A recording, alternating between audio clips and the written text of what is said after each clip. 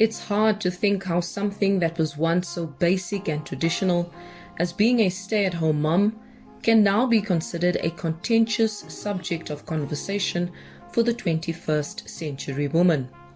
Despite this, it is reported that more millennial women are becoming stay-at-home moms. Why is this? Stay tuned as I sit down with a stay-at-home mom, Natalie Tempies, who shares her journey.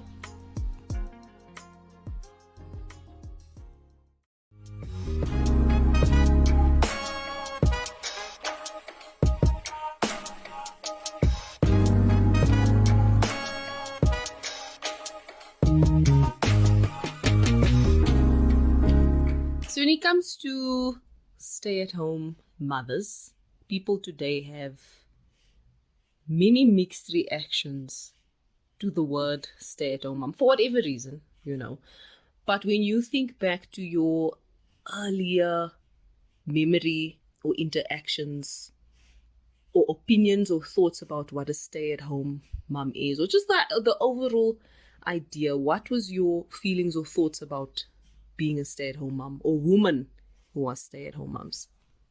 My mother taught me from a young age, never depend on a man. You need to look after yourself. And I never got that.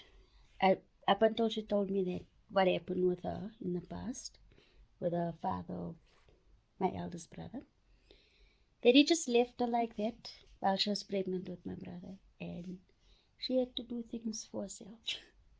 So those words resonate with me all the time. So when I felt pregnant, it's a long story. I think let me cut in there, because my next question would have actually been about your family structure. I wanted to ask whether you in fact grew up in a home where there was a stay-at-home mom, and maybe just to describe what your family structure is, because I think you were going in that direction. So I think we're actually on track with that. Now my mom was a working mom all her life. She had to fight for whatever she wanted and work for it. My father, he was at home most of the time, but on and off would get odd jobs. He was a welder. So he was the one that was at home. But my mother always taught me about being independent. Never depend on a man to keep you happy, to do things for you. They will show you flames. I can't remember, I find this conversation a lot on the internet, where we a lot of the times were raised to, a lot of our moms, I've got a similar story, where we're raised to be the strong, independent woman, and you never depend on a man. And for the time being, that was coming from a good place. I would think there was a reason for that. But do you think that was a healthy way to necessarily raise girls? Is it for their benefit? Do you think it's a good thing that our mums were always like, listen, you don't depend on a man, even if you have one, you make sure you have your own money? In your opinion now, maybe several years later, do you think that was 100% the best message that our mums could have told us? Yes and no. I could see in your face, yeah. Because women are fortunate enough where they marry a partner that will do all those things for them while their kids are taken care of at home. The father or the husband is the reassurance, okay, my children are sorted, they looked after. And the other side of it, it's like you're like in a bubble, because all you have, your only conversation at the time will just be with your children. You don't really, So it's, I don't know. I'm on the fence about it. Okay. Whether to be independent, and because I believe in goes both ways. So yeah. Okay, that's fair. So I feel like it depends. Just like everything in life, there's good, there's bad to it. It's just you need to know what those good or bad. I think when you come to a certain point in your life, it's like, okay, I do need help, or you can't just depend on yourself all the time. 100%. So you, interestingly enough, worked prior to being a stay-at-home mom, and you worked in corporate. Was corporate something you've always wanted to do when you think back on it? And did it add to your happiness working in corporate in any way? Look, I was just a normal admin person. Look, I was happy, but at the time, I was working for a company for 2 years, and my contract expired due to the recession in 2008 and 9, between those 2 years. And then I was at home looking for a job, sending out my CVs, and in that time I found out I was pregnant. 2009. And my husband, by that time was still my boyfriend, he told me, you staying at home through this pregnancy because I don't see you working while you are pregnant. You can lose, there's a chance you can lose the baby. My mother also said so. And like basically my entire family said no. You'll stay at home. And how long had you been working before then? Prior to then everybody deciding or everybody just being in agreement that you need to stay at home? How long were you then working in corporate for? I was working there for like 2 years. And my plan was to further just to start studying, do something. But then life had other plans. So I fell pregnant 2009, 2010, baby was born. Did it surprise you that everybody supported you in the way they did? No, I was actually upset. I wanted to work. It was just my thing. I wanted to work. And I was living with my mother. My mother was very cheeky. So she told me, you're not going to go and stay with this man. You're going to stay in my house. You're my only daughter. And if he was to marry you, he'll take you out of my house. You're not going to live with me. I don't care. You have a child. It's one of those things. But I was, like I say, about the independence thing with my mother. It was just one of those things for me. I just wanted to be independent. I didn't want to not depend on anyone to get me things, to do things for me. So yeah, that's what upset me.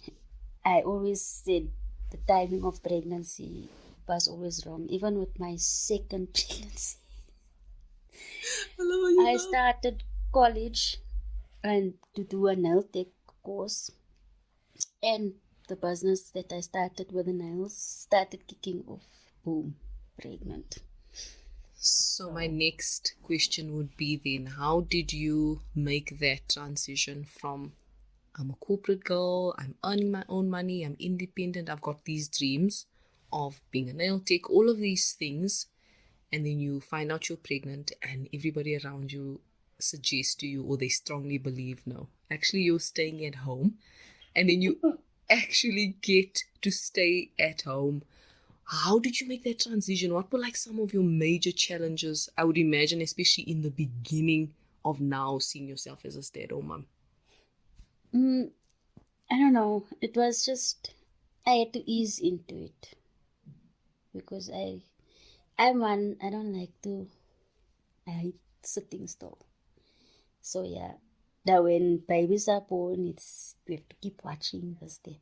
So it was a bit of a transition. But yeah, it was one of those things I had to get over. But the thing with me is, as long as I don't like change, to be honest, I feel it's difficult. And, the list goes on. But I've learned to adapt to any situation, basically. Because, I've had to learn. I wasn't a very patient person. Having children, taught me how to be more patient. So, yeah. Still learning. And what about your identity? How did your identity then shift? Like, did you have some sort of tug and war with yourself in your mind, thinking, oh no, I'm no longer the strong, independent woman, and now I've got to sit at home? Like, did you have any sort of like identity crisis or not at all? I'm still there. I'm still there. But like I say, I adapt. I'm at war with my inner self, basically. In which way? I don't want to be a stay-at-home mom. I want to do things. But then again, it's like it's 1 foot in, 1 foot out. It's like I wanna work, but I don't wanna be going to an office. I wanna rather be at home so I can see what's happening. Because my mother told me once or so when I was after I had my eldest, she said to me, you know, you are in a fortunate position. I never got to watch you guys grow up. You get to watch your children grow up. When I look, you guys were big. It was banquets I had to prepare for. It was 21st I had to prepare for. I didn't watch everything. You get to watch everything and see your children grow up. So you are in a fortunate position. So yeah, I try also. Because it's, you know, that way your mother tells you of the independence and then she tells you this. Which one do you choose? And do you agree with your mum when she says to you, look, you're more fortunate than others? I never got that opportunity to see my kids grow because life just flashed before my eyes. And when she's telling you this, and maybe even now, like however long ago that was, when you look back, are you able to see where she's coming from? Does it resonate with you in any way? Yes, I do see it now because my eldest is going to high school next year. So it's like, wow, the time really flew. So I at least got to watch. And even my husband was saying to me at the time when we were just dating, he said, it's so unfair. You get to see Dante grow up. I don't see it. So when lockdown happened now in 2020, after I had our second child, and then I said to him, now you get to see your baby grow up because you're working from home. You never got that opportunity with Dante. Now you have it with Deja. So now. And for people who don't know who are listening, that's also another interesting dynamic because you're a stay-at-home mom now, but your husband's, he's working, but he's got the opportunity to be at home as well, as much obviously as he's working. Does him being at home make your job in any way better, or I would think less strenuous as a stay-at-home mom? He helps me a lot because I get, like when I'm busy with washing or dishes or something, then he gets to play around with Dejan and then I do what I've got to do. And he really helps me a lot. And yeah, we have every couple does. So yeah, I enjoy him actually being at home. It's like when they go to work twice in 1 month now, and I get so angry because I'm used to him being there. And yeah, so it's kind of an adjustment when he has to go to work. What would you say are some of the benefits, or how does your family benefit, whether it's your husband, your kids, in any way? How do they benefit from you being at home? How does it make the family better, if it does? I'm always there to help where I can. And I've always taught Dante that, but I'm small and he could understand and think for himself. I always taught him, listen, in life, you need to be very open-minded about a lot of things. He'd always want us to buy him this or that or that or that. So I said, my boy, if you want, because he always says, no, when I'm working. I said, don't when I'm working. Be your own entrepreneur. You can do stuff. He told me the other day, no, he wants to learn how to invest. So I said, okay, you're going to need capital for that. So you need to decide what you're going to do to get that capital. And then he started his own car wash business. So. And do you think, had you possibly been maybe still in corporate or doing whatever it would have been, being anything other than a stay-at-home mom, do you think that conversation could have taken place, considering that you might not have had as much time with him? Do you think those sorts of conversations and life lessons would have happened had you not been a stay-at-home mom? No, it wouldn't have. Because, honestly speaking, I'm a moody person. So when I come from work, I don't want to still be chatting. I spoke the whole day. I don't feel like doing it now when I get home. So I don't think that would have happened. And also, this is the things our parents never also taught us. That we need to learn how to make our own money. We need to learn how to make money work for us. These are the conversations we never had with our parents. So I thought, now let me do things differently, because I don't know how to make money work for me. How to look, I understand how to start a business. I've been there, had my own now business and everything. Stopped it for a while, but I'm gonna get back into it. So it's entirely up to you as an individual. But I know for sure I would never have had that conversation with my eldest child if I was in working. Do you somehow think that by you being able to be at home and you and your husband, maybe not necessarily spending a lot of time together because he's working during the day, but at least you guys are like in the same house and he's able to assist where he can, do you think it has benefited your marriage for you to be at home versus if you were maybe away from home? Okay, I don't know. But he always said that he would prefer me to be at home.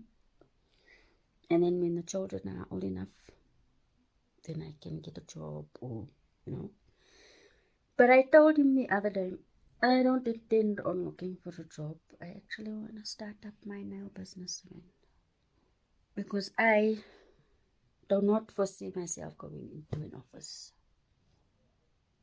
Who's going to be watching my children? I don't trust anyone with my children. I need to be around to see what's happening. Because stay-at-home moms, people have this hype. Why do women do that? It's just like, you see what's happening out there. How important do you think it is for other stay-at-home moms to have aspirations of just doing their own thing? Do you think it's important? Yes, it is, because before life happened, we all had a dream.